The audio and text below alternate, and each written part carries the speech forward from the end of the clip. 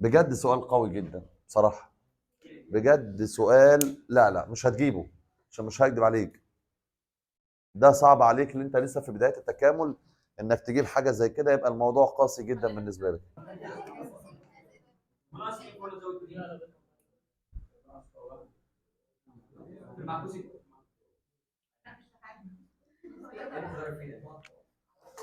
لا عارف اقسم ولا عارف احلل. انا ممكن احلل اللي تحت دي، بس اللي فوق لا، مش هيبقى فيه اختصار.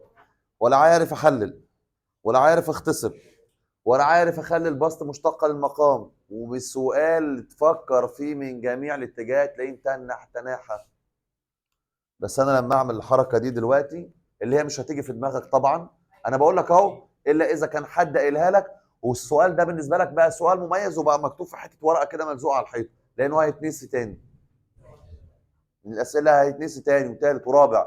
لازم كل شويه افكر نفسي بيه، فكرته قويه جدا. اضرب في هي اس سالب س بسطا ومقاما، فهيبقى تكامل ه اس 2 س في ه اس سالب س. في الضرب نجمع الاسس تبقى ه اس السينيه 1 زائد 1 في ه اس سالب س ه اس سالب س. اضرب دول اجمع الاسس 2 س وسالب س يبقى س ناقص 1 في الكلام ده ه اس سالب س. هل البسط مشتقه للمقام؟ نعم البسط مشتقه للمقام تماما. هقول لك ليه.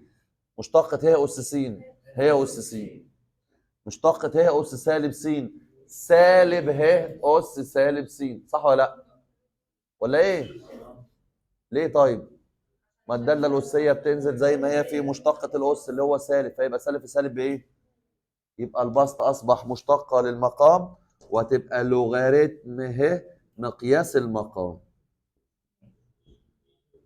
زائد ايه ولا دي؟